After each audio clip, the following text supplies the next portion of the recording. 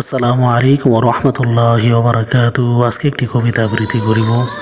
কবিতাটি হলো, আমাদের বাংলাদেশে গাজীপুরে কাপাসিয়ায় যে 5 খুন হয়েছে সে প্রেক্ষিতে একটি কবিতা আবৃত্তি করিব। মর্মান্তিক যে খুন হয়েছে কাপাসিয়ায়, তো সেই প্রেক্ষিতে একটি কবিতা আবৃত্তি করিব। কবিতাটির নাম হলো মর্মান্তিক মৃত্যু। কবিতাটি লিখেছেন আদিবা তাবাসসুম। পরিবারের 5 জনকে গলা কেটে খুন, হয় কি বিচার বাংলাদেশে, কেটে যায় যে মেয়েজন। একের পর এক নির্মমতার শিকার মানুষজন, বিপদ যেন আসতেই থাকে চিন্তা প্রতিক্ষণ। দেশটা যেন মৃত্যুপরী, যেথায় আমরা যাই, চারোদিকেই খুন খারাপি, কোথাও শান্তি নাই।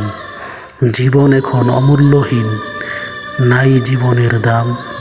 নরপিশাচ এই খুনিদের কি ইবা দেব নাম।